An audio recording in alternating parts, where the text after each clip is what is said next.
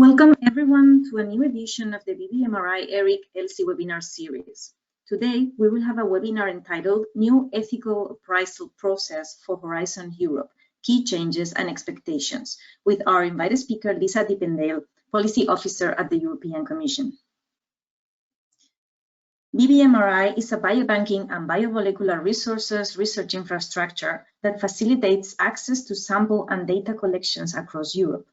For this purpose, BBMRI-ERIC has a network of national nodes in the member countries and a team of interdisciplinary experts from medicine, social sciences, patient communities, IT, etc. Within BBMRI, the ELSI Services and Research Unit provides support on ethical, legal, and societal issues. Our three key cornerstones are research, service, and training. We are involved in multiple projects conducting research. We support our community through our knowledge base and our ELSI help desk, and we provide training such as this webinar. This webinar is being recorded and will be made available online. After this presentation, there will be a Q&A session. Without further ado, we would like to invite and welcome Lisa Diependaele, Policy Officer from the European Commission at the Research, Ethics and Integrity Unit of the Directorate General for Research Innovation. Thank you, Lisa. The floor is all yours. Good afternoon, everyone. I will today be talking about the ethics appraisal scheme or the ethics appraisal process in Horizon Europe. And to do that, I will start with an outline, giving an indication of what the key guiding principles are, what the eligible and non-eligible activities are under Horizon Europe. And then I will focus on some novelties in Horizon Europe, being applicant declaration, scientific evaluation questions, and some changes to our renowned ethics issues table you might already be familiar with. Then also in the process, the way we conduct the ethics appraisal and the steps we take to do that, there we have a shift towards what we call a risk-based approach, and I will elaborate that further based on the concept of serious and complex ethics issues, which is a key concept, a key denominator in that process. And then I will discuss some other notable changes and also try to give you some cues and tips for preparing a good ethics self-assessment to include in proposals, applications submitted under Horizon Europe.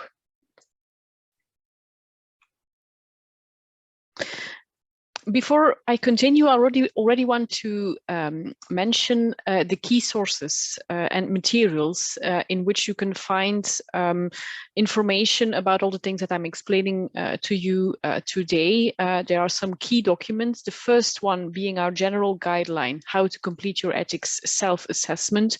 We generally refer to it as just the how-to.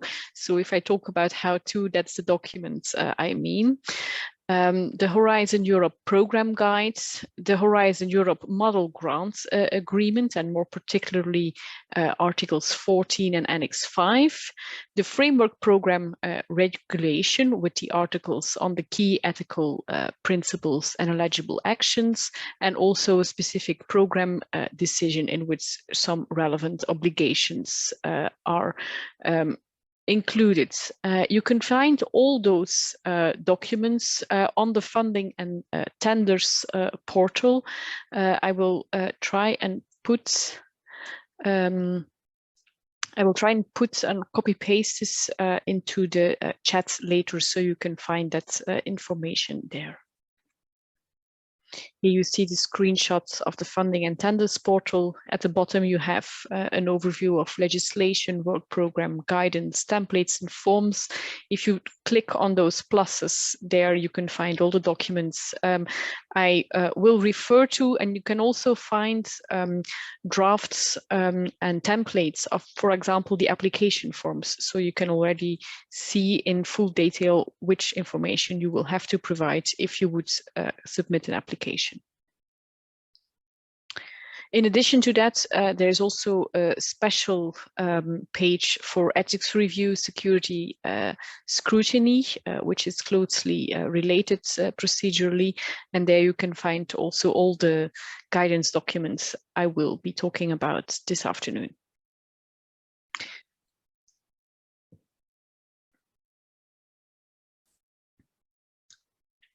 Now, for ethics in Horizon Europe, it's actually a reaffirmation of the ethical approach that was conceived of already in the first framework programs and was further developed through Framework Program 5, 6, 7, Horizon 2020, and now Horizon Europe. People familiar with the system will see that in the regulation and in the model contract, the basic ethical principles that are included in there remain the same throughout the last couple of framework programs. This is because ethics is very important under the framework program research, because for achieving research excellence, ethics and integrity are considered to be key components and even prerequisites. So the key goal of the research policy of the European Commission is that research should be supported with societal trust. And for that, and to obtain that, researchers should be encouraged to bring with their research, with their developments, with their designs, an approach that is worthy of that trust. Now, importantly, we do not see ethics as something that should be red tape for research. And with the new process, this is also we try to emphasize. We want the ethics and the ethics appraisal process to be a system that empowers researchers, enable researchers to reach ethics compliance and to include ethics in their design of their research, to respect fundamental rights, human dignity, and privacy, and other important values. Here are the guiding principles I already mentioned. All activities should comply with the ethical principles and the relevant legislation, of course, including the European Convention on Human Rights and its supplementary protocols. In the model grant agreement, then it is specified that respect for human dignity, freedom, democracy, equality, the rule of law, human rights, including the rights of minorities, is of key importance to achieve that. Also further in the regulation, it is stipulated that in the ethics appraisal process, we have to pay particular attention to proportionality, privacy, protection of personal data, the right to the physical and mental integrity of a person, the right to non-discrimination, the protection of the environment, and of course of human health. Importantly, some activities cannot be funded under the Horizon Europe scheme for ethical reasons. Therefore, and this is quite similar to Horizon 2020 and the previous framework programs, it is not possible to apply for funding for activities that aim at human cloning for reproductive purposes, for activities that intend to modify the genetic heritage of human beings and could make such changes heritable, and activities intended to create human embryos solely for the purpose of research or for the purpose of stem cell procurements. This is included in the regulation. In the model grant agreement, in addition, it is included that activities that may lead to the destruction of human embryos, for example, for obtaining stem cells, can also not be funded. Of course, this does not mean that research on human stem cells, adult or embryonic, cannot be financed. It can be financed, but that will depend on the context of the member states, the legal framework in the member states in which the actions are suggested or proposed to take place, and of course also the content of the scientific proposal. Here it is also useful to emphasize that the key principle for research conducted outside or even inside Europe is that it has to be legal in at least one member states of the European Union. If it is prohibited in all member states, then it shall never be funded, even if it would fall outside one of the categories I just mentioned. Now, in addition to these ethical principles that I'm sure you are already familiar with based on the earlier framework programs and its approach, there is one important addition that is being made now for Horizon Europe. A much more significant place is given to the concept of research integrity. And this is provided also in Article 19, that all the legal entities participating, all institutions, all researchers that want to participate in Horizon Europe funded programs and activities have to confirm that their activities will comply with the European Code of Conduct for Research Integrity. And this is because we consider research integrity to be as important as ethics, and also critical to uphold the quality and trust of society as a whole in science and in innovation. Now, in order to operationalize the trusts in research and to reinforce research integrity, what we ask of all applicants is that with submitting their application, they declare indeed that they will comply with the Code of Conduct for Research Integrity, but also that their institutions, not at the individual level, but at the institutional level, have appropriate procedures, policies, and structures in place that help to foster responsible research practices, prevent research misconduct, and have proper procedures in place to, for example, handle allegations of misconduct, of plagiarism, and so forth. Now, to give you more guidance and more of an idea on what exactly is expected there, a new guideline has been released, guideline for promoting research integrity in research performing organizations. There you can find more information about what exactly is expected. Now, bear in mind, this is not an obligation for the individual researcher. This is an obligation that rests on all institutions, research performing organizations that plan to participate as beneficiary or applicants for Horizon Europe funding.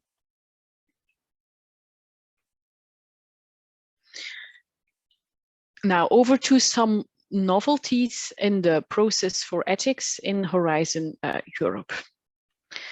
In addition to the declaration regarding self-declaration regarding research integrity that applicants have to provide when submitting their application form, there are also some other declarations that have to be signed and submitted together with the application. One is that the proposal has an exclusive focus on civil applications, and if dual use items are involved, that the applicable regulatory framework will be followed.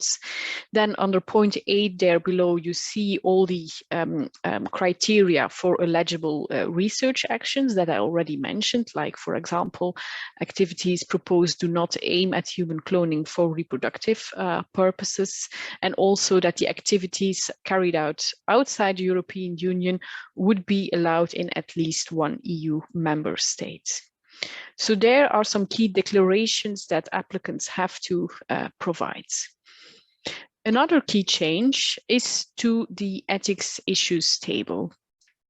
The ethics appraisal process in its entirety is based on this ethics issues table, meaning from the application stage where you fill out your applications, you will be asked to fill out an ethics issues table and to check whether one of these issues applies to your proposal.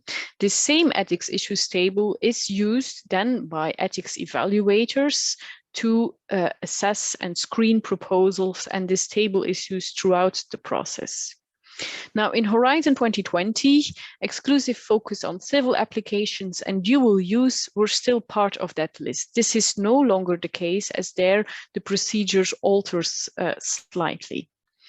A new issue in this list, however, is number 8, artificial intelligence, a new ethics issue which we will have particular attention for during the ethics appraisal process.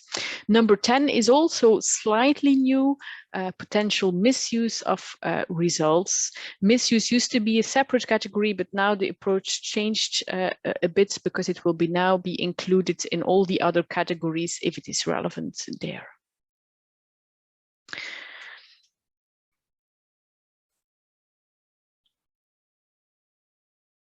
The issue of misuse is also covered under the securities issues table and not entirely under ethics anymore. So, for example, for research activities that could generate knowledge that can be used for terrorist activities or for the development of biological and radiological or nuclear weapons, this will no longer be assessed under the ethics appraisal process like was the case before until Horizon 2020. What is, however, still included under ethics is misuse of research results that is not related to that specific security dimension.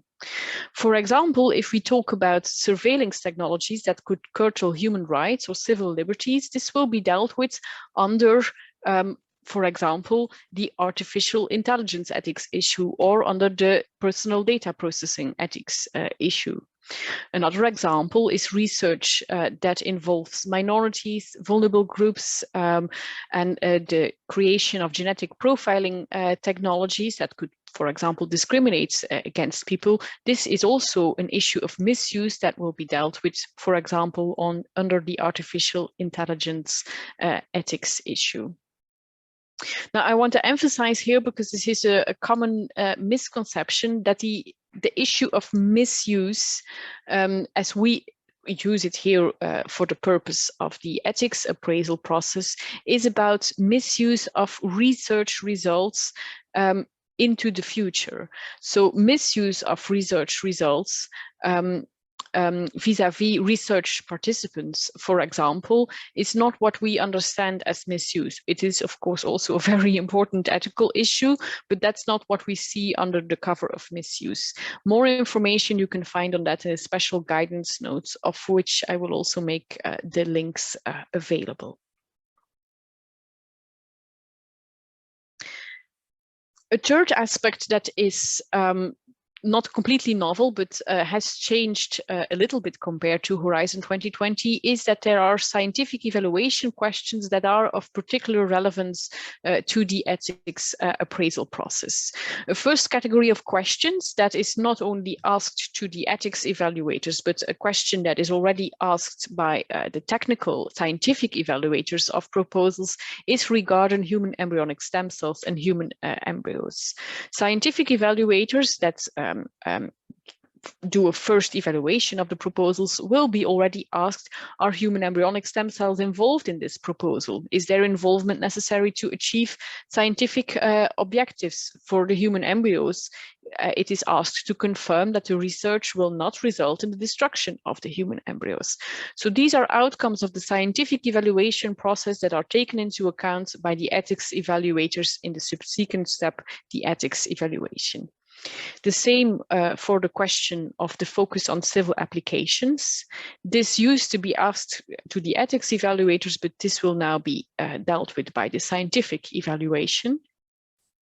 This because, as I've already mentioned, dual use and exclusive focus on civil applications is no longer assessed by ethics reviewers.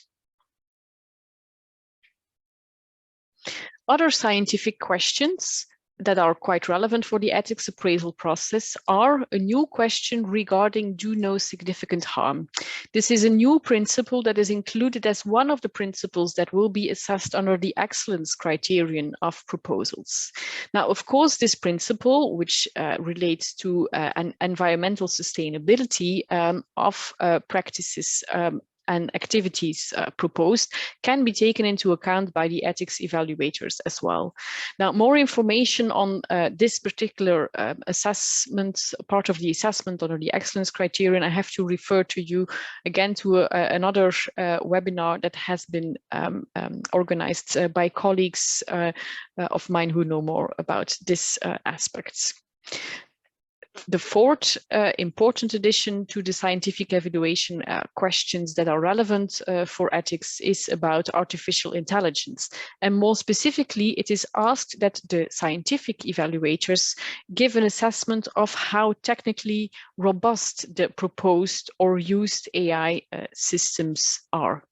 This is, of course, a part of the scientific evaluation and assessed under the excellence criterion, but provides vital information to ethics evaluators to give an opinion about proposals that include artificial intelligence.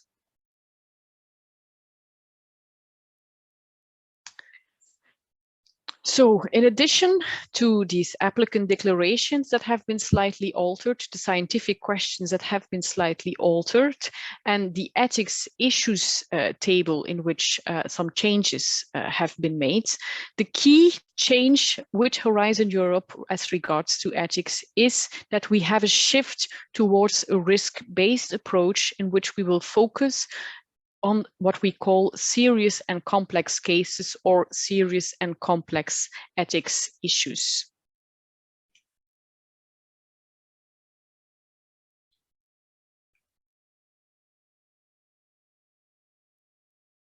As a brief introduction, I show here the overview of the ethics appraisal process.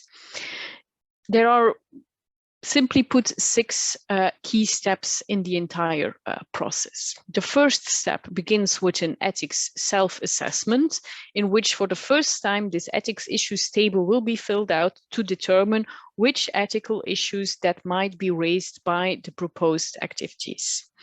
Then in a second phase, there might be a pre-screening, but this is an optional phase. Then thirdly, an ethics screening. Fourthly, potentially an ethics assessment if the proposal raises important, serious and complex ethics issues. Then, of course, there is the implementation in the grant agreement of the conclusions of the ethics appraisal process. And then there is, of course, also sixthly, the monitoring of ethics compliance during the project execution.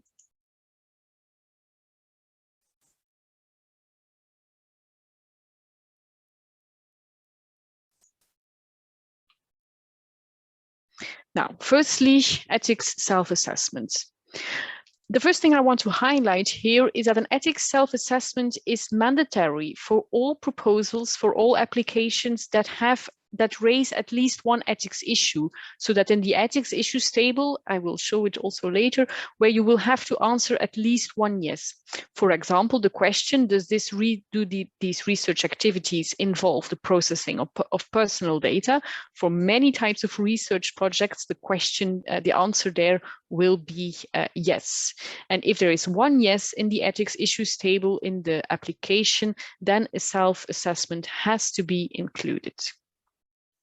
Now, a difference based compared to Horizon 2020 is that this ethics self-assessment is now included in Part A of the proposal. In Horizon 2020, this ethics self-assessment had to be included in the famous Part B, which is more like the generic part that participants, applicants drafted themselves. Part A is actually the web-based part of the application, so there you will be obliged to fill it out in the appropriate boxes. And the key obligation, of course, of such an ethics self-assessment is that applicants must describe the ethical dimensions of their proposals, must describe why and how their proposed activity raises ethics issues, and how they will come to compliance with ethics principles. The second optional step is the ethics pre-screening. The ethics pre-screening is a step that is often included for types of calls and activities that are very unlikely to raise many or significant ethics issues. One of the topics that comes to mind is a lot of research in engineering, in physics, for example. This is a sort of filtering step to make sure that not too many proposals undergo a full ethics screening. In this step, there are two possible outcomes. either there are ethics issues or not. If there are no ethics issues, then a proposal obtains immediate ethics clearance. If there are ethics issues, then the proposal is flagged for screening and goes to the ethics screening. Now, the ethics screening is the first really important phase in the ethics appraisal process. All proposals, this is mandatory, have to go through an ethics screening unless they were, of course, in pre-screening already cleared. And this is conducted by 2 external experts. These are expert evaluators, ethics experts, sometimes also scientific experts. Panels are composed of different types of experts to make sure all necessary expertise is on board. And they look at all proposals with the key goal to identify those proposals that will raise serious or complex ethics issues. And for all other non-critical proposals, these will be cleared without ethics requirements. Now, those of you familiar with the process might already notice this is a bit different from Horizon 2020.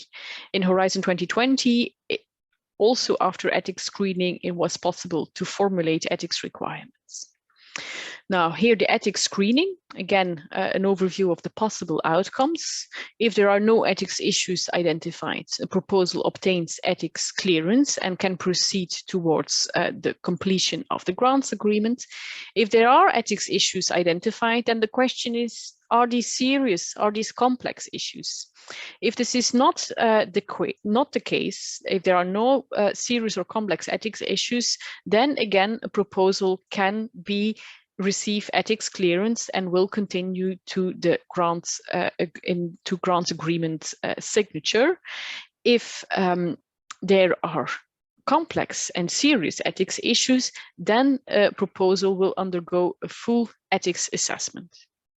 There is one exception, however, to what I say now. This is the second option that you see, and this is that there are no ethics requirements as we used to have them after ethics screening, but it is required that the beneficiary of a certain project or proposal appoints an external independent ethics advisor or board.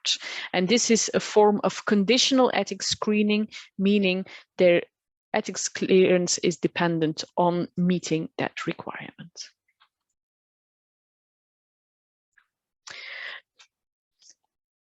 Now, I wanted to already briefly indicate a bit more what we mean with an external independent ethics advisor or board. So if a panel comes to the conclusion that a proposal does not raise significant issues, but is, however, a bit concerned about the capabilities of an applicant to deal with ethics issues properly, because, for example, they don't have a lot of experience in dealing with those particular issues, the panel, the ethics expert panel, can recommend and require the establishment of an independent ethics advisor or board. The role of such an independent ethics advisor or board is to advise the beneficiary and to already write reports and submit those, of course, to the commission, the funding agency. Importantly, such an ethics advisor or board does not resume any responsibility for the ethics management of a project. They remain completely independent, and this may also need to be proved by the beneficiary that they have indeed such an independent board or advisor. Now, whether there is a board or only one advisor will generally depend on the complexity and the size of the proposal. For really big grants, big projects, one ethics advisor might not be enough, and a board might be necessary. Also, if a project is only smaller but raises ethical issues that are quite different, for example, one related to clinical trials and the other related to artificial intelligence, you might need more than one person to cover all the expertise that is necessary to come to a proper ethics guidance of a project. Now, last remark, an independent ethics advisor or board should not be confused with an ethics mentor, which is also sometimes included in the ethics requirements. An ethics mentor is not an independent ethics advisor. They are, for example, a senior colleague of a junior colleague who has not much experience in dealing with ethics issues that can help and assist in dealing and addressing ethics issues properly. There is also an extra guidance available, a guideline on the roles and functions of ethics advisors and boards in EC-funded projects.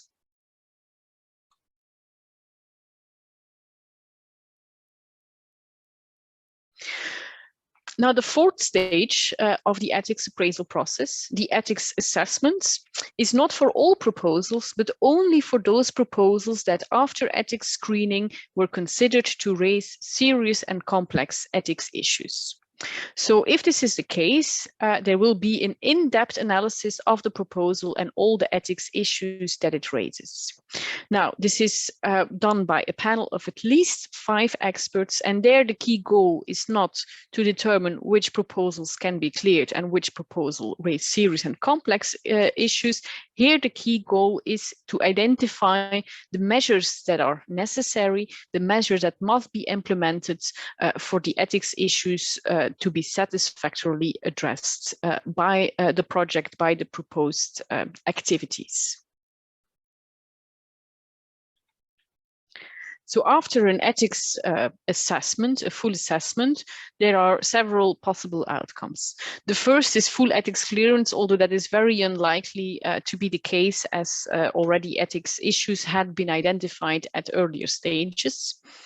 The most likely outcome of such an ethics assessment is conditional ethics clearance, which means that a proposal can proceed towards grant agreement signature on the condition that certain requirements are met. So then, if this is the case, the applicant will receive an ethics summary report that contains several ethics requirements that need to be fulfilled.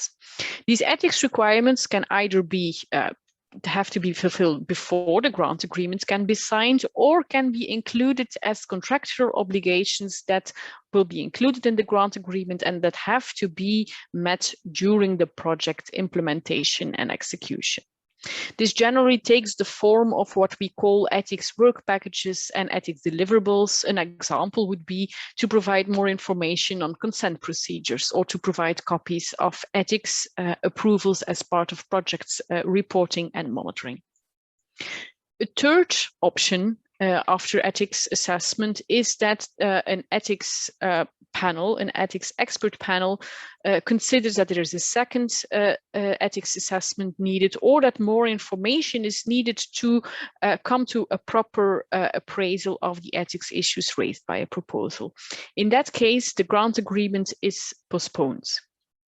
The fourth and final option is that the project does not receive ethics clearance. This can only be done after a second assessment, and that means that the proposal cannot be funded on ethics grounds.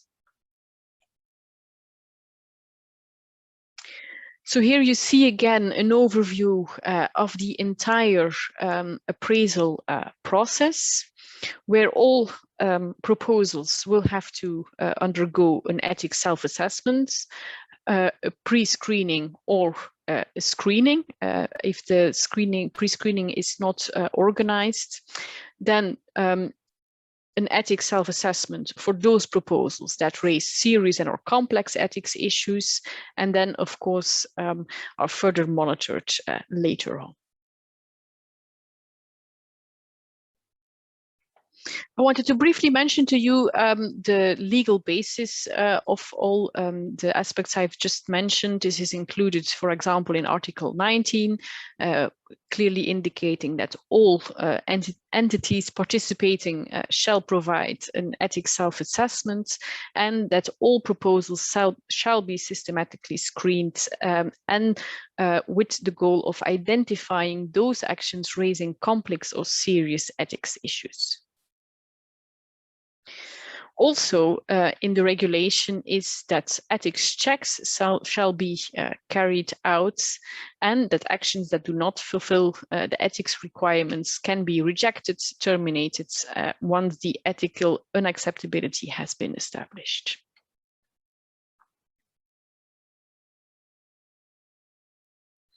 Now, to give you a bit more of a substantive idea of what this means in practice, how is all of this implemented? Now, there are two options. Either for your proposal, ethics requirements are defined, are included after the ethics appraisal. This is only the case following ethics assessment. Here, the situation is actually quite similar to what was the situation in Horizon 2020. When ethics requirements are included, they are included in the grant agreement, either as ethics deliverables, requesting supporting documents, or as conditions that have to be met, for example, before grant agreement signature, for example, a change in methodology, a certain justification that has to be provided. Here are some examples of such ethics requirements that could be included. A classic example you might be familiar with is information on the origin of the embryos must be provided before grant signature. Or another example, the applicants must clarify whether vulnerable individuals or groups will be involved, and these measures to protect them must be included in the grant agreements. Another example is a declaration of compliance with respective national legal frameworks regarding the processing of genetic, biometric, and health data has to be submitted as a deliverable. This will be after the grant agreement has been signed during the project's implementation.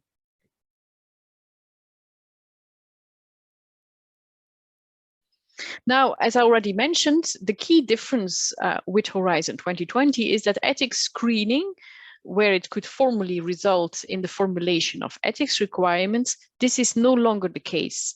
If during ethics screening, ethics issues are flagged, no requirements can be formulated. Now, what happens then? This, of course, does not mean if there are no ethics requirements included in the grant agreement, in the contract, it does not mean that there are no ethics obligations. First of all, some obligations will be included in the applicant declarations, as I showed you some examples at the beginning, and of course also in the ethics self-assessment. If you as an applicant describe that you're going to make sure that you comply with ethical principles, for example, by organizing your informed consent procedure in a certain way, if you declare that, this also becomes a part of your description of action, which is included in the grant agreement, and in that way still creates an obligation. In addition to that, the ethics summary report, as we call it, so the ethics report that all applicants receive after their proposal underwent ethics screening or ethics assessment, also will remind all applicants or beneficiaries by then of the ethics issues that are raised by their proposal, and will also really notify them and confirm them that they are responsible for complying with the ethics standards and rules that are applicable to their projects.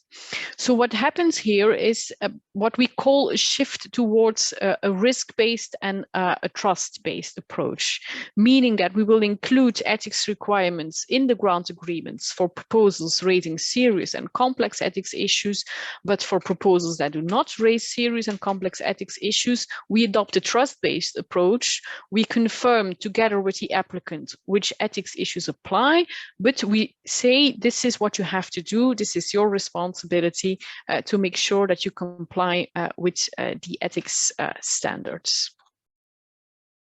Here you see an example of the sentence that will be included in all ethics summary reports after ethics screening. Is the beneficiary must ensure that all ethics issues related to the activities in the grant are addressed in compliance with the ethical principles, applicable laws, etc., etc. And also with a reference to the guidance, the how to complete your ethics self-assessment, as I already mentioned. Now, I am aware this might still sound a bit vague, so I will try to add another layer of substance.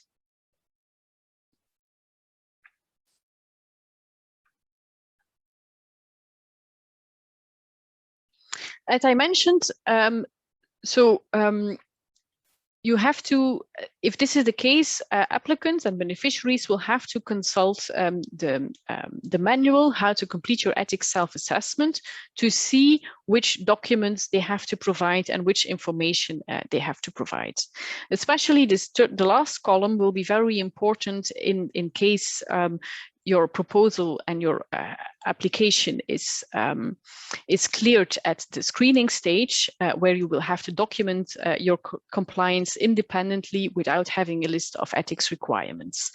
For that reason, you will have to consult that guide. And for example, if your research includes human embryonic or fetal cells or tissues, you will have to provide and have to keep on file copies of ethics approvals, informed consent forms and information sheets, registrations, copies of import licenses if relevant, etc. So in this how to complete your ethics self-assessment, you can always find an overview of all the documents that you will have to keep on file and provide upon request. This is also confirmed in Article 19, that you have to make sure that all approvals and mandatory documents are in place, for example, from local ethics committees, from data protection authorities, before the start of the relevant activities. And you have to confirm that these are kept on file, but of course, these can always be requested to be submitted. Now, it is important to bear in mind, indeed, that this gives lots of responsibility to the researchers, initially to the applicants, later to the beneficiaries, to make sure that they comply with all ethics requirements. But of course, as I already mentioned, in many cases, ethics to properly address ethics issues and to help beneficiaries to properly address ethics issues, it can be required that an independent ethics advisor or an independent ethics board is appointed to assist beneficiaries throughout that process and to make sure that they can conduct their projects in compliance. In addition to that, even if there are no ethics requirements included in the grant agreement, it's still possible that during project implementation, an ethics check or ethics review is conducted. Here is another example from the table of the ethics self-assessment how-to guides. If samples, human cells and tissues, are obtained from a biobank, you see in the first column which information has to be provided in the ethics self-assessment. And then in the last column, you see the information that you don't have to submit, but keep on file to document your ethics compliance.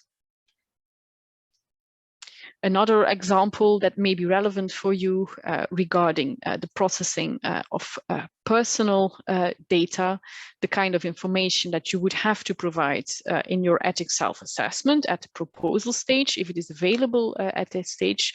For example, explanations how the rights of the participants and data subjects will be safeguarded, explanation how the processed data is relevant and limited to the purposes of the project, following the data minimization principle, but also the information that you don't have to submit but keep on file, the informed consent forms, the information sheets, for example, a data management plan. This is not the entire list. This one you can consult in the how-to manual. Then the sixth stage, monitoring, ethics checks and reviews. As I already mentioned, during the lifetime of a project, it is important to know that at each time a project officer can decide to submit your project to an ethics check or ethics review. First of all, the ethics checks under Horizon 2020 ethics checks were the name of what we would say a rather elaborate procedure for proposals that raise really significant and difficult ethics issues and where are really big concerns about ethics compliance. In Horizon Europe, an ethics check is actually a rather light procedure where 1 or 2 experts are asked to evaluate ethics compliance on a limited number of ethics issues. The reviews, on the other hand, are the more elaborate procedure that will involve 5 experts to do a full review of a proposal of an ongoing project. Now, of course, during the lifetime of a project, we organize ethics checks and reviews in the first place to assist the beneficiaries to deal with the ethics issues properly that are raised by their research, and of course also to take preventive or corrective measures if there are concerns that a project is not addressing ethics issues properly. Now, these reviews are organized mostly when the ethics initial ethics evaluation indicates that check or review during project implementation might be necessary, but also after the project officer or the authorizing officer in the European Commission or agency sees that, for example, the documents provided are not satisfactory, is concerned about ethics compliance, and it is possible that such an ethics check or review is organized even if it was not initially recommended by the ethics review panel.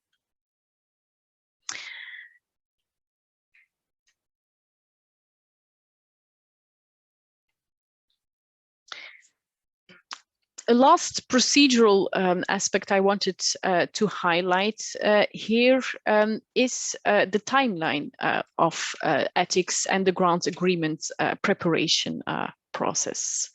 There are specific rules for this established in Article 31 of the regulation that in a maximum period of 5 months, all applicants are informed about the outcome of the evaluation, and maximum period of 8 months to sign the grants.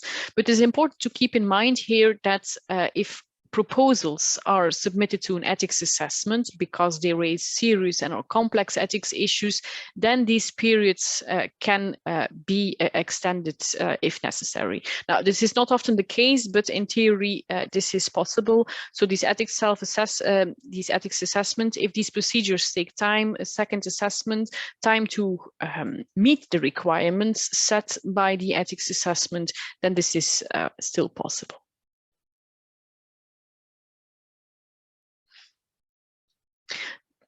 As I already mentioned, the ethics assessment is there for the serious and or complex ethics issues, but also for all proposals that involve human embryos or human embryonic stem cells. Now, here I quickly wanted to notify you about another small change in that famous ethics issues table that might be relevant for you.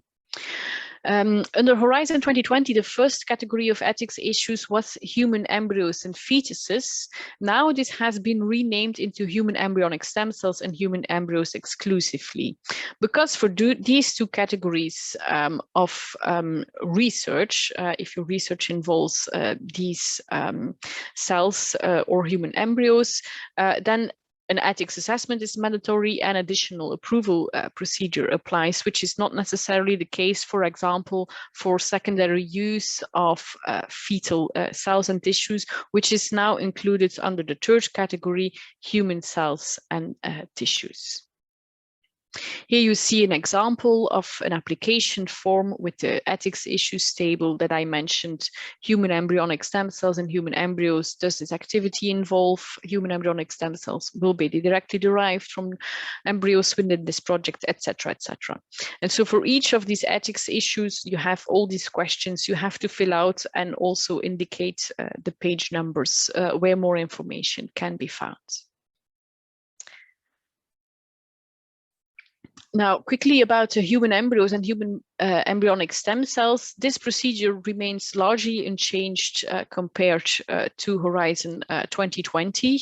An ethics assessment, full ethics assessment is mandatory, and also all proposals need to go through an additional approval procedure by the program committee in which the member states are represented. And this is of course the case because there are still significant ethical tensions and a quite diverse regulatory situation in the member states regarding human embryonic stem cell research and human embryo research.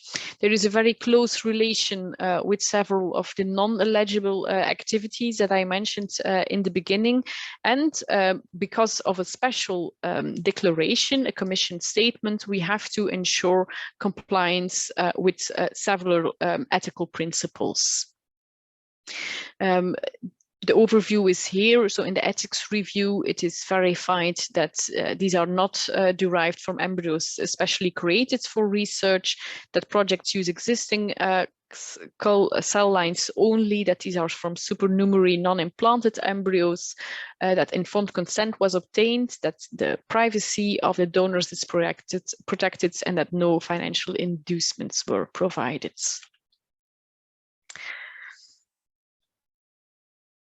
Now, of course, for Horizon Europe and before, for human embryos and human embryonic stem cells, ethics assessment is mandatory. For other types of proposals, it's not mandatory, but it will depend on the seriousness and complexity of the ethics issues raised by the proposal. There is a separate guideline in which is explained what serious and complex ethics issues are, but here I give you some indications and some general criteria. One example of general criteria is that the research has the potential to violate fundamental human rights and freedoms or undermine fundamental EU values, or has the potential to result in significant harm, is subject of widespread ethical debates, or, for example, when there are very serious concerns about the capacity of the researchers or institutions to mitigate ethical risks in an effective way.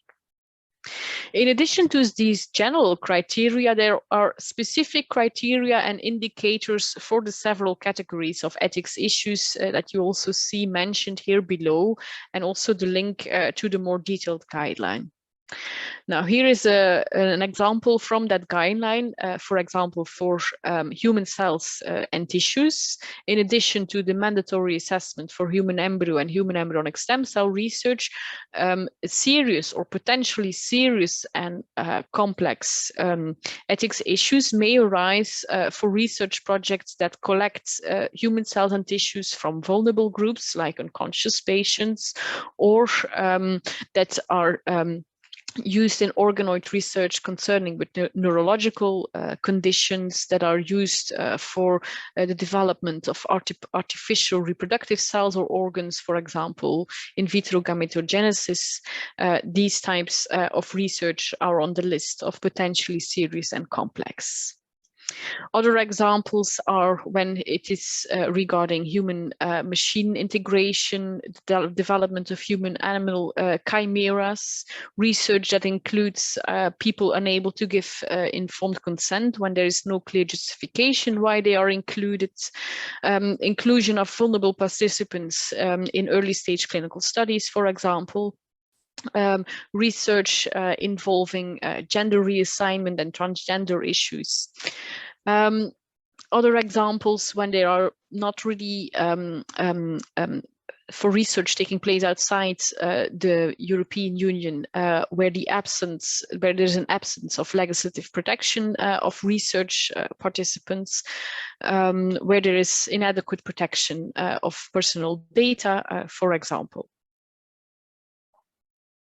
Now, the general idea here is, with this list of serious and complex ethics issues, is that there are in EU member states, there are for many established fields of scientific research, such as medicine, clinical practice, there is adequate legal regulation, well-established norms and principles that properly address all the ethics issues that are raised by such research. Meaning, if these are standard practices, the ethics issues should and indeed must be addressed in the first place by the local, regional and national authorities that are responsible for the oversight of research activities. Now, I must add to this that, of course, the seriousness and complexity of ethics issues that are raised by research projects and proposals are assessed on a proposal-by-proposal basis. So what I mentioned are some examples. So indeed, some of these types of research will most likely be subject to a full ethics assessment, but this is not always the case. On the other hand, types of research that are not mentioned in this guidance might still be referred to an ethics self-assessment when there are concerns about compliance. In summary, what are the key conclusions for applicants and beneficiaries for Horizon Europe as regards to ethics? That is that a proper ethics self-assessment at the beginning is pivotal to make sure that your proposal is ethics ready and receives ethics clearance and can proceed to the grant agreement signature as smoothly as possible.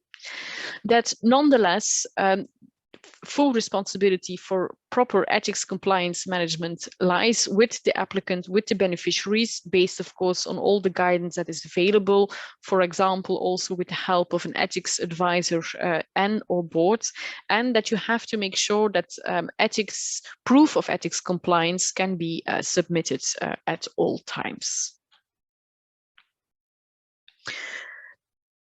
Now, I see that time passes quickly while I'm speaking, so I will try to take not too much time and show you some parts of the ethics self-assessments. This I have already shown. This is another part of the ethics issues table that you have to fill out at application stage. For example, what you see here is for the category humans. Does this activity involve human participants? Are they volunteers? Are they healthy volunteers? Are they patients? Are they potentially vulnerable? This you all have to indicate. And as already mentioned, this is the example for data processing. For example, does it involve processing of genetic, biometric or health data? And as I already mentioned, if there is one yes in the ethics issues table, then you have to provide such an ethics self-assessment. Now, an ethics self-assessment details all these ethics issues, of course, how they relate to the implementation of the project, the objective of the project, and of course, a description how compliance will be ensured.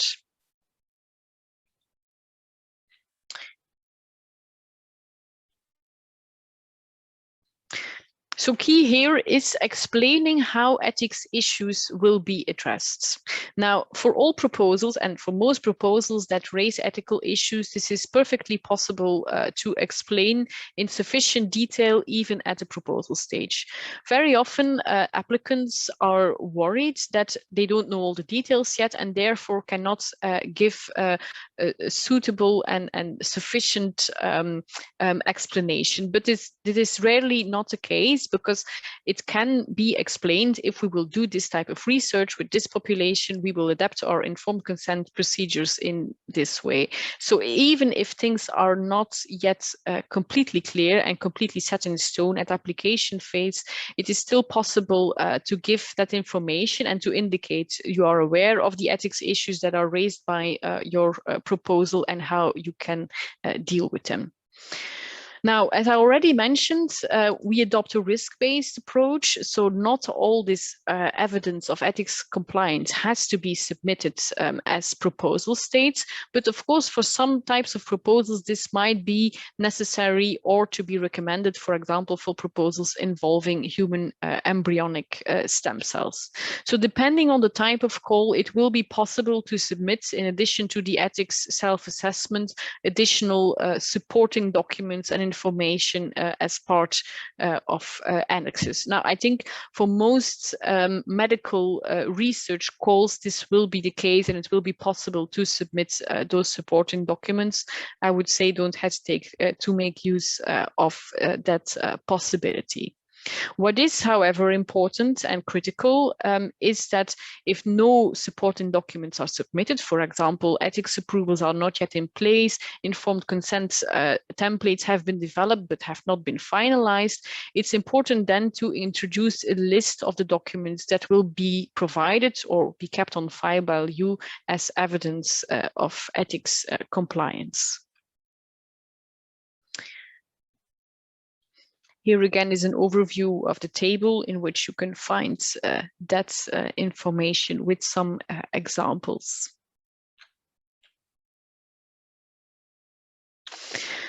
If you consult that how-to guide, how to fill out your ethics self-assessment, you will find that for all the ethics issues, humans, human cells and tissues, data processing, there is a brief explanation of the ethics issue and how to address them.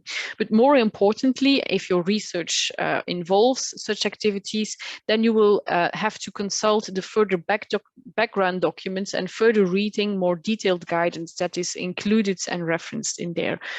Include two examples here, a note on ethics and data protection, a guidance note in which more detail is can be found on data protection, but also very specific guidelines, for example, for the ethics of clinical trials for pediatric populations. For data protection, also very important are the guidance and recommendations of the European Data Protection Board. I think for you might be relevant to consult. It's a document that was released in February of this year, where the EDPB gave some clarifications on the application of the GDPR in the context of health research. Later this year, we also expect guidelines on the processing of personal data for scientific research purposes to be released. Other relevant documents that you might want to consult have to do also with Brexit.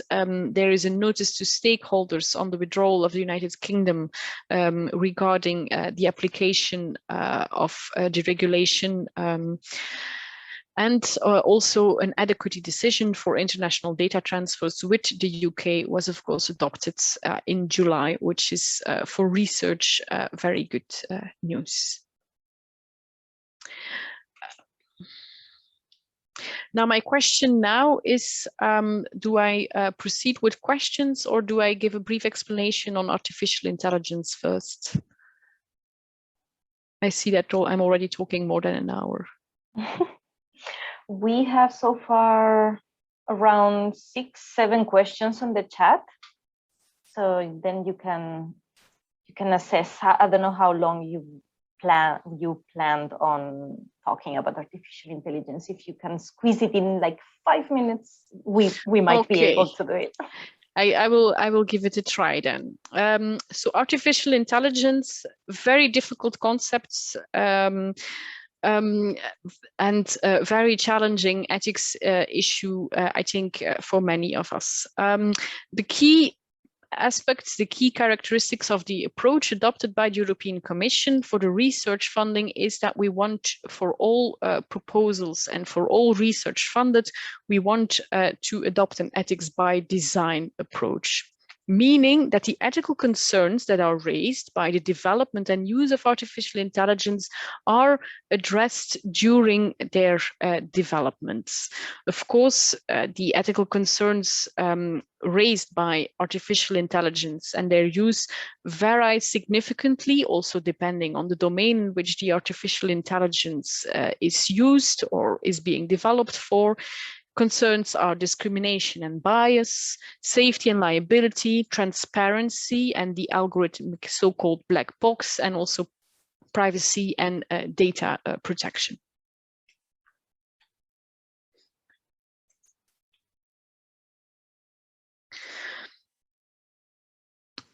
What we want to avoid at all costs is that research and the funded research by the Horizon Europe program results in unethical applications. For example, violating physical or mental integrity, creative diction, risk damaging social processes and public institutions, for example, by using social scoring system or by contributing to misinformation, public misinformation.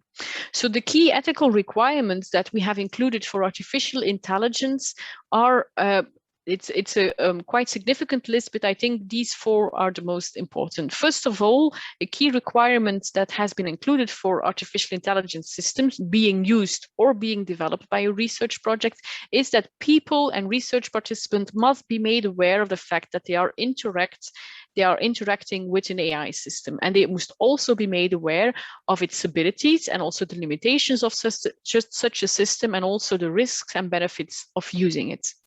In addition to that, there is a key requirement that mechanisms for human oversight are included, as well as transparency and auditability have to be built into the AI systems that are developed, meaning that the AI system does not have the final say, that at all times there is a monitoring system that monitors the decision of the AI and can intervene if necessary, but also that after decisions have been taken, that the decisions can be audited and can be reviewed to see if the system needs to be updated, adapted, and changed.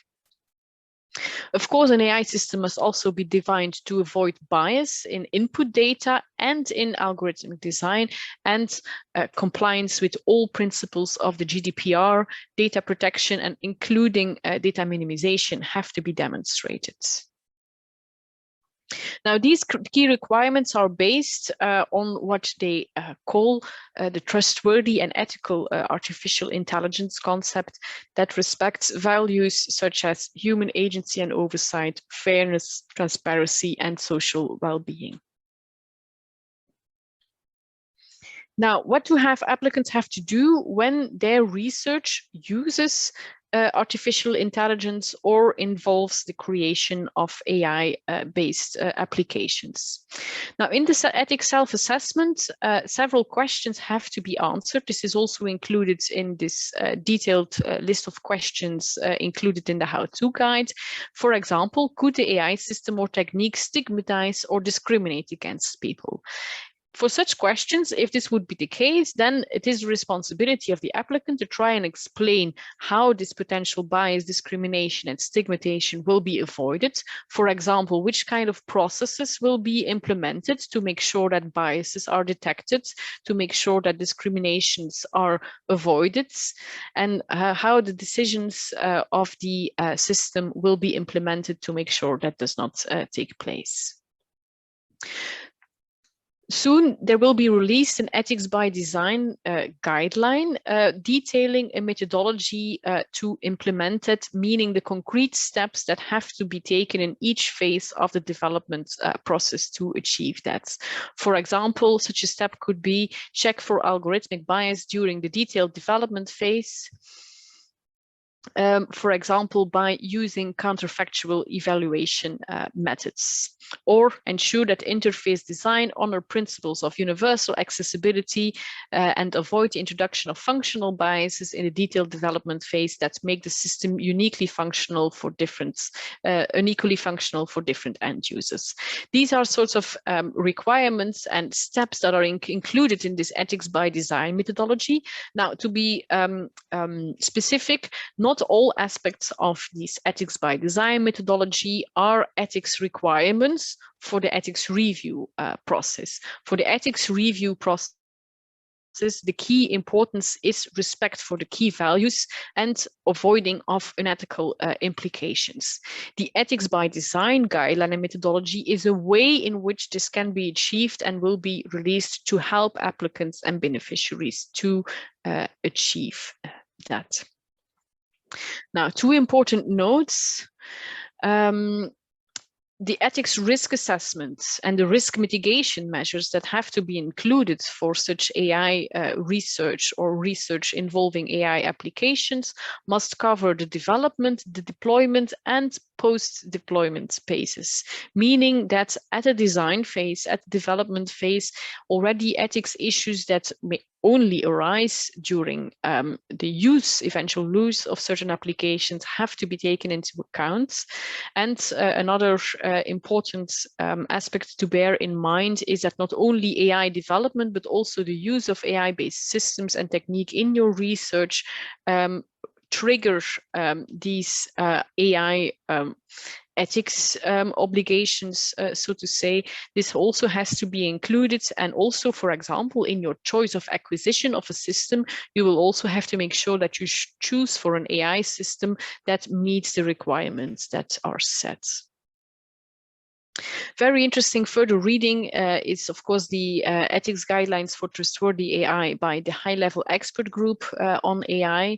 They also developed a very detailed assessment list for trustworthy artificial intelligence, which you can use also to help you to assess your own proposal and activities. And of course, the guidelines that I just mentioned, which will be published soon.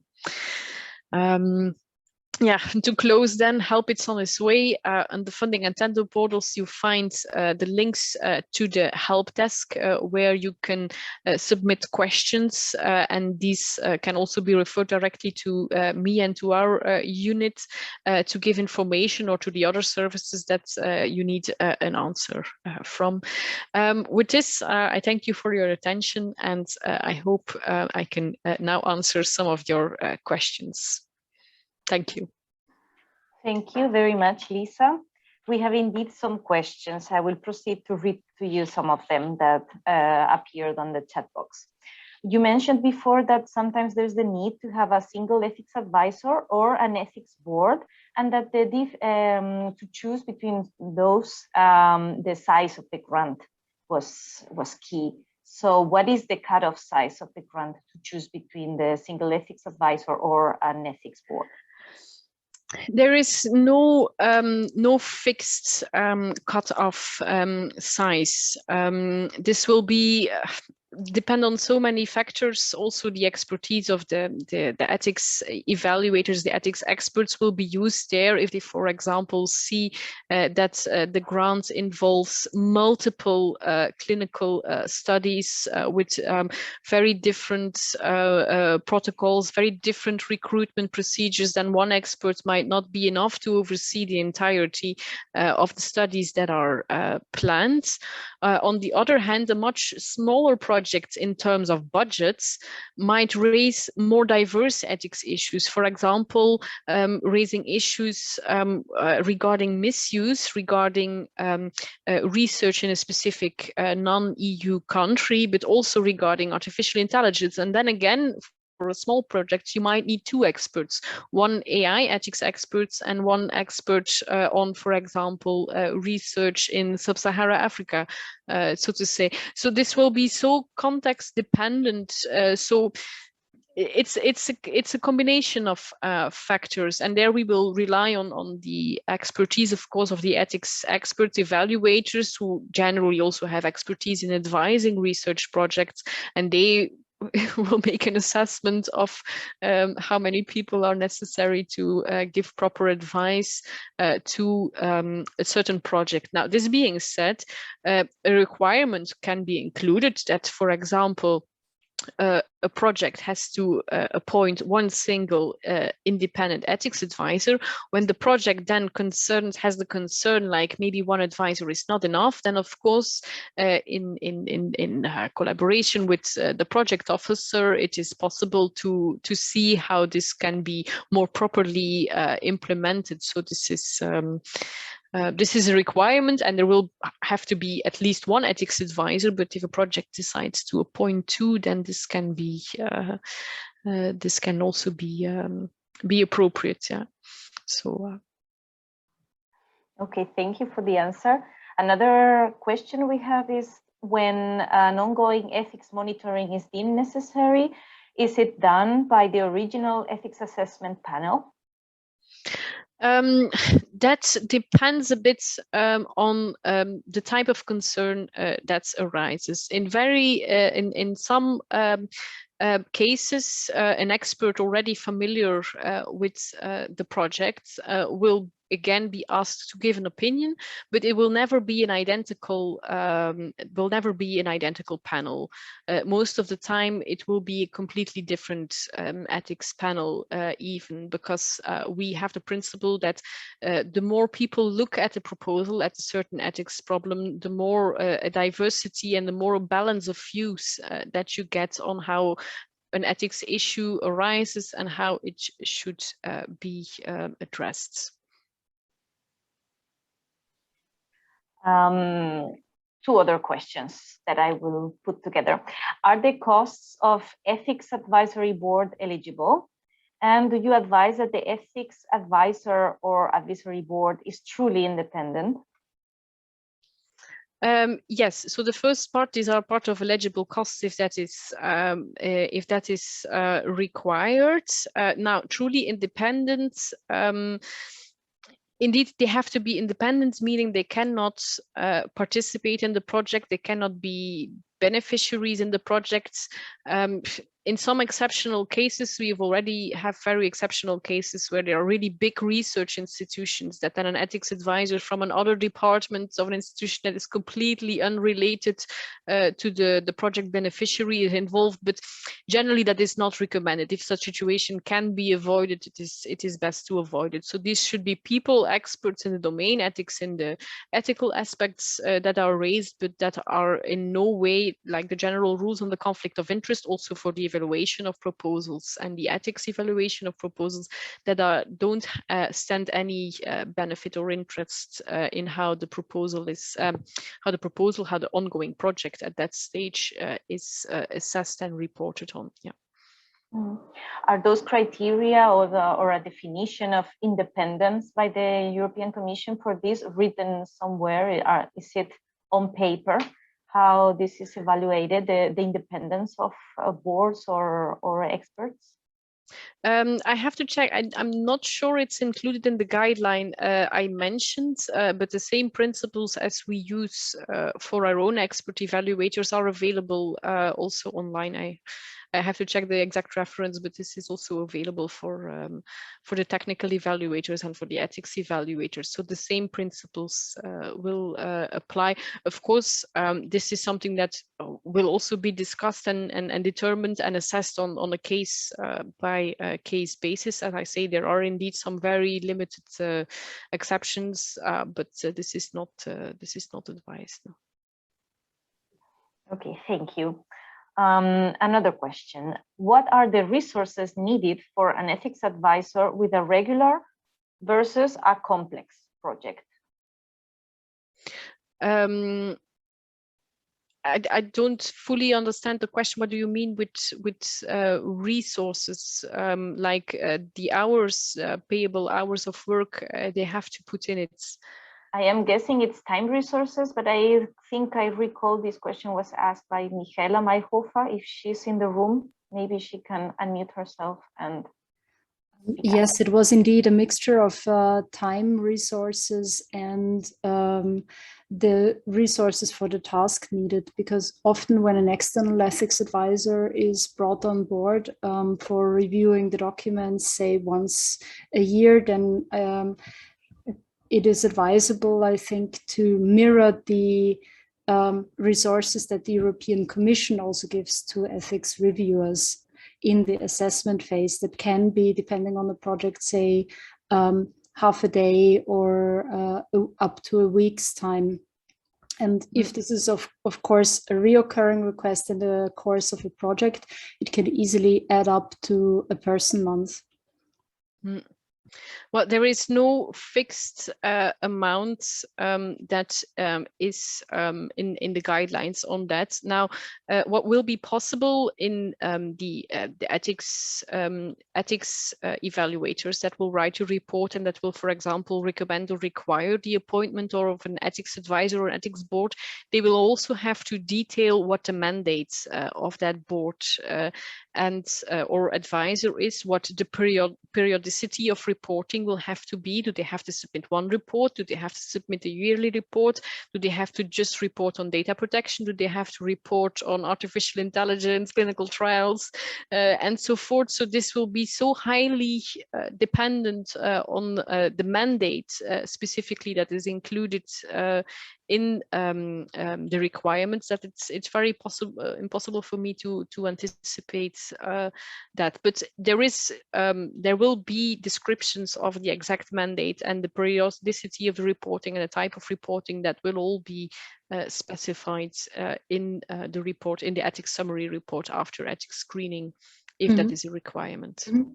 Thank you. This is already most helpful. And we've, from the BBMRI side, would definitely then advise to those who know already that there is a high need for or a high likelihood for an external ethics advisor to include that in the planning of resources, because otherwise very often it has to be nibbled from other existing ones. And that is, of course, always a big surprise, because nobody wants to give up, rightfully so, on person months already differently allocated. Thank you. Thank you for clarifying your question. More questions for Lisa. At some point, I believe I recall it was during your explanation of the implementation part, you mentioned that some documents could be provided on request. Does this refer to the proposal phase or the project phase when researchers are asked to provide some additional documents? It can actually be both.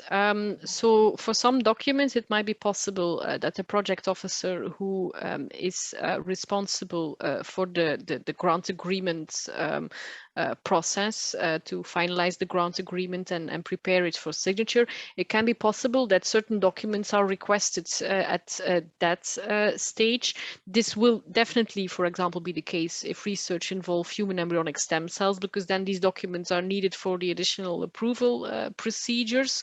But it might also be the case for other types of research. I'm thinking research involving non-human primates, for example. So it can be the case at that stage, but generally, most of the time, I think almost 90% of the requests to submit documents that had to be kept on file will be during project implementation. Indeed, during an ongoing project that is selected for an ethics check or review, which can be for diverse reasons, that is asked to submit all the documents that are available and that have to be kept on file. That's the most likely scenario for submission of such documents, and these will then be information sheet, informed consent forms, etc. Yeah. Okay, thank you. 2 more questions, and I think we are very good on time. What is the relationship between an independent ethics board and the ethics committee at the host institution?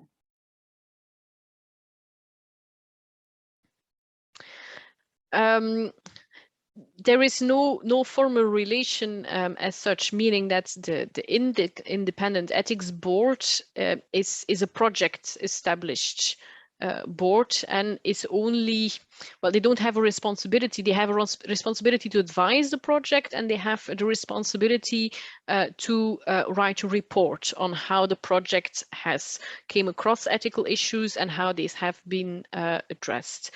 One part of addressing ethical aspects is, of course, obtaining ethics approval, going to an institutional ethics board, but they should not be related. And also, because they have to be independent, it's very unlikely that a member of an institutional ethics board, which would have to provide approval, would also be member of the independent ethics board. That is a very unlikely scenario, I think. Yeah, one more question, and it's the last one, unless somebody writes very quickly one last question on the chat. One more question related to your presentation. How does monitoring sit regarding the local ethics committee's responsibilities and the EU monitoring process, especially if there are some misalignments in the determination of both. How does monitoring sit regarding local ethics committees' responsibilities and the EU monitoring if they are not aligned in their assessment? Okay, so you mean if a scenario arises where the local ethics approval is obtained and says, okay, this research has ethics approval, and that during the monitoring, the ethics expert panel considers that there are still problems with that research. The question was asked by Maura Heine. Maybe if that person is in the room can, yes, I see it. Thank you. No, actually, this is more about the monitoring piece of it, because you were talking about how the project officer would, could ask for documentation as the project was going along, and if they thought there was an issue, they could then actually escalate that to something a little bit more robust, let's say. But I mean, ethics committees in local institutions also have responsibilities around monitoring projects for which they give ethics approval. So I just wondered where the local ethics committee, let's say, is very happy with the way a project is proceeding, but the EU project officer identifies that they're not happy. They feel that there are things that need to be perhaps checked again independently. How is that resolved? Because I could see the local ethics committees getting very annoyed that their assessments, let's say, are being overridden almost like by the EU. Or would that situation ever arise? I think that it is highly unlikely that situations like this arise, meaning, as I mentioned, the EU adopts what we call a trust-based approach. If beneficiaries submit an ethics approval from an established ethics committee in a research institution in Europe, then unless we have good reasons to doubt the conclusion, then we will not. There are, of course, scenarios, and this sometimes arise that direct complaints are submitted to us, people who have concerns. And then, of course, we have the obligation to investigate whether there is indeed ethics compliance or not. So then maybe we will ask additional reports, additional information. But we adopt this trust-based approach in the first place, also because the European Commission is, as a research funder, of course, responsible, but many of the responsibilities for oversight and control lie with the member states and with regional and local authorities, and not with us. So this is indeed a balance that has to be struck. So, and of course, there have been cases like this, unfortunately, where we receive complaints where there are really indications that things are going wrong. Then indeed we might contact and ask beneficiaries and other externals to provide additional reports and then review all the evidence available. But these are really the very, very exceptional cases. Generally, if an ethics board in Europe is satisfied with a proposal. Another scenario is, of course, if we have ethics approvals of research projects taking place outside of the European Union, especially countries where how do I have to say it, where there is no real ethics infrastructure available, then we generally ask like a double ethics review, meaning that as much as possible, local authorities are involved and included in the ethics appraisal process, in the approval process. Even if there are no established norms and procedures available, we'd still try to include these in the decision-making processes as much as possible. But at the same time, we also ask an additional review, for example, of a European institution that is involved in the organization of the research. So there the approach is sometimes a bit different if we don't have the established procedures as we know them in most EU member states. Thank you. Well, thank you very much, Lisa, for your presentation. Thank you, everybody, for their questions. We were perfectly scheduled, so this is really great. Thank you again for accepting our invitation. And yeah, we hope that this was useful for all the researchers out there that need to go through this process, so that then they will have a clearer picture of how the process is going to be. And thank you again, Lisa. And then we will see each other again at the next ELSI webinar series episode. Bye, everybody. Thank you, everyone. Have a nice afternoon.